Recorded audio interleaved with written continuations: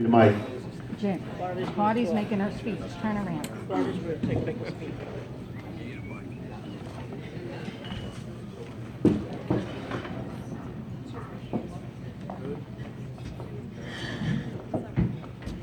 Hi, for anybody that doesn't know me, I'm Jim's daughter, Karley. Thank you all for being here today to help Dad and Erin celebrate their special day with me and my little brother, Jimmy. Dad, I just want you to know that Aunt Patty helped me with this speech and apologize because the potty mouth is all her fault. I'm just kidding. Being Irish, we are all a lucky family. Dad and Erin were lucky when they met after so many years without seeing each other. When I first met Erin, Dad told me that they knew each other when they were kids. They met when they were my age. Dad thought Erin was really pretty. Even back then, Erin liked Dad's style. Even when he was rocking the comb over hair and turtleneck look. When I met Erin when I was 3 years old, and she has always treated me like her own kid. She helps me with everything and takes care of me like a mom does. She helps me pick out clothes, lets me help cook, and teaches me how to do new things. We even has girls stay out to get our nails done. She has always brought me with her to see her family, Sharon, and Ann, Uncle Mickey, Allison, Colleen, Little Mickey, and everyone are so nice. She is lucky to have them. I am happy to be a part of her family too. Her family may be a part of what makes Erin lucky, but what really makes her the luckiest lady is that she got to marry my dad today.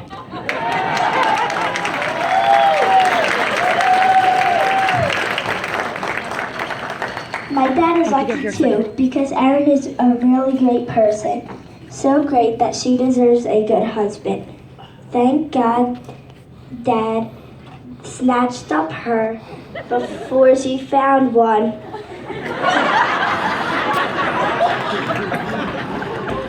My dad is really the best. He also has bigger muscles than my friend's dads. Is handsome, smart, funny, and is an amazing talented singer.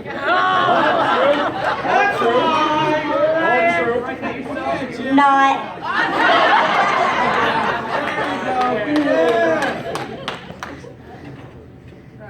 He's like a superhero. Dad, can I have my $10 for saying this now? Give me my $10 already, man. Even if my dad is not a real superhero, he is my hero. He always makes sure we have time together for special daddy-daughter days at the beach, movies, dinner, and lots of other things. He is always there for me even though he can't see me every day. He makes sure to call me every single night and talk about my day. He reads to me before bed, taught me how to ride a bike, takes me to church, takes care of me even when I'm sick. Teaches me good manners, is silly with me always and makes me laugh, and most of all, he loves me. I've always been my dad's princess, and my dad is a king. Every king needs a queen, and that's Erin. My baby brother is a little prince. We really are lucky to have each other. I love that the four of us are the Thompson family now. I'm lucky too because I have Dad, Erin, my brother, and all of our family in my life. I want to thank Erin's family, the Kelleys and the Witzes, for making me one of them even before the wedding that really made us family. Thank you, Grandmom and Grandpop, because you always do so much for us and made Erin a part of our Thompson family too. Thanks Aunt Patty and Uncle Jim for always making time to spend with me and my brother. I hope me and Jimmy are like my dad and Aunt Patty when we grow up. Without the potty mouth. That's you, Aunt Patty.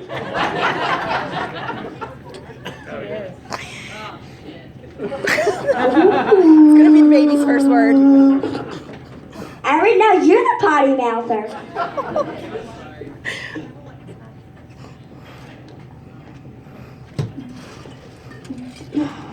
When we grow up, not just brother and sister, but friends too.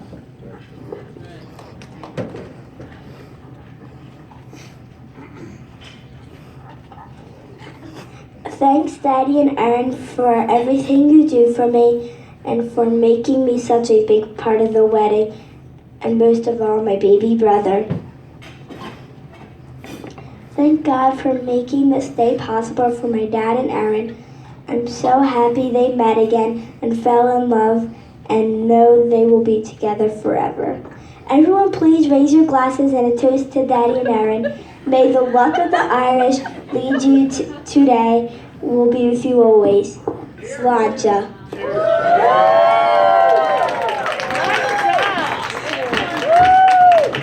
Boom. Try to follow that, Allison. Beat that, people. That's you and Allison. Boom.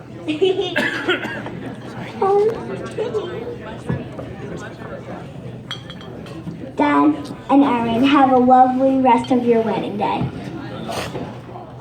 I don't know how I will top that at all. I don't. I really don't. Whew. Oh, you want to come out here? We're going to invite the newlyweds here. Why can't you sit on this lovely stoop? We're from the city. We're used to it. Sit on the stoop.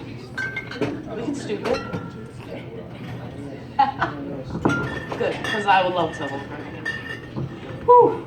I would like to thank everyone for coming here, and especially Erin and Jim for meeting and making this all possible. I would like to first talk about my beautiful cousin. She's not just my cousin. She's my best friend, and my whole life I've lived my name being Allison, Erin's little cousin. And from where we grew up, it was great because no one messed with me, which is awesome. We went to the suburbs, and I thought the same thing. Oh, I'd start with a clean, new, fresh Allison. Oh, I was still a little cousin, always Erin's little cousin. And it was the best thing. You showed me how to do everything. To be strong, independent woman, which you are. And now, mother, you are the most beautiful mother I've ever seen. And Jim, when I first met you, number one, they were coming from a Phillies game, and he gave me a shot of breakfast shot, Irish breakfast shot. It just had whiskey in it, and it came from a Phillies game. I was like, okay, this guy's gonna be all right. He's gonna be okay. He's gonna be all right. He's a great guy. Yeah. He is. Whew. Erin and Jim, Karley, for coming into my life, as well as the Thompsons and baby James. You have a beautiful family. You have a beautiful future ahead of you. And always hold on to that. One thing about Erin that you may or not all know, her beautiful mother, she's here with us. She's a little bit of me and you and everybody. Besides the fact that Erin does not cook, which is so hard to believe because her mom was the best cook in the world, and Jim, from this moment on, Erin will cook. Make that wife of yours cook food. Yes, I will. I'm signing you up. I'm signing you up. You have to cook. You have it in you. Cook. You have it in you. You have to. It might not be good, and guess what? She did try to poison him one time, people. I mean, we have it on record. Let's just say it that. She will be a better cook because it is in her. Thank you for the Thompson family. You're a beautiful family, and we always have fun when we're together. So here to the new Thompsons, the beautiful couple. We love you.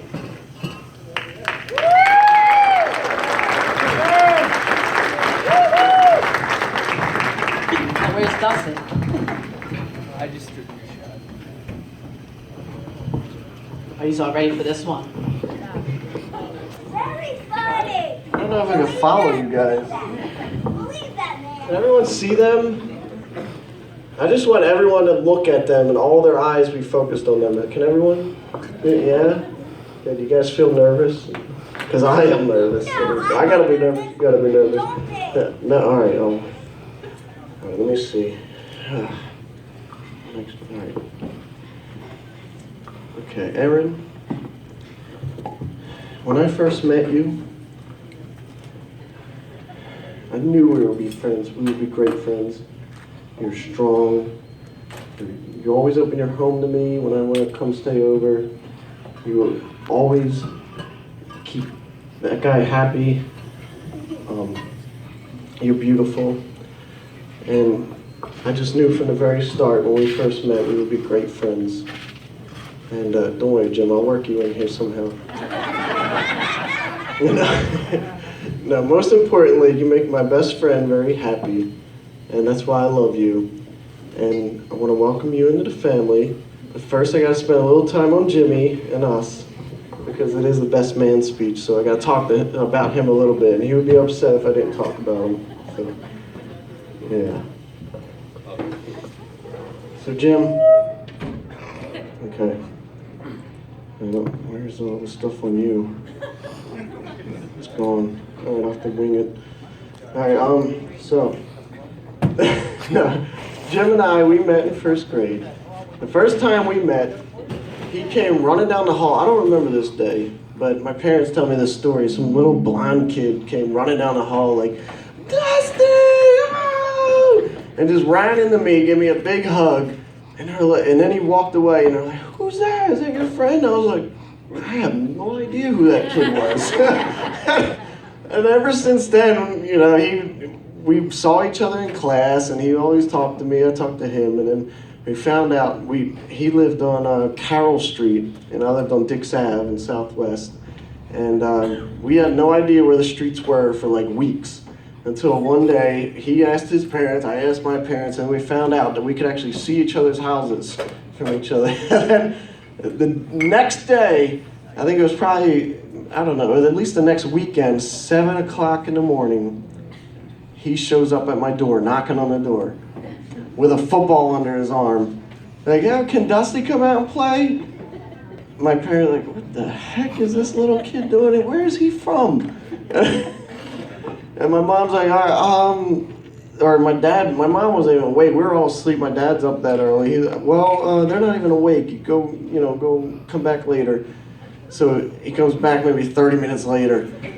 We're still asleep. So I think he sends them back again. Eventually, his persistence and, you know, he got through. He eventually made contact with us. Next thing you know, we're hanging out like every weekend. And we're playing football, playing basketball, everything. And I think one time my parents got so frustrated. It was always 7 o'clock in the morning he would be there. My parents got so frustrated. I think one time we played a joke on him. We were like, oh, well, you know, we don't live here anymore. Or my uncle answered the door and said, yeah, they moved out. And he went back with his head down, moseying down the street, sad as anything. And then he got home and asked his parents, and his parents are like, there's no way they moved. They were just there the other day. And then he's like, what? Next thing you know, he's knocking on the door again. So I couldn't get rid of him. And I even tried to get rid of him when we moved to New Jersey. And he still, you know, I even moved all the way to New Jersey to try to get rid of him. That's a joke, Jim. But we, the thing about Jim is that I was very shy and he was very outgoing, and it was kind of like a yin and a yang thing. He kind of brought me out of my shell. And his, you know, his ability to go out and not care about things, and me hiding in the corner all the time, I kind of level-headed him out, and he brought me out of my shell.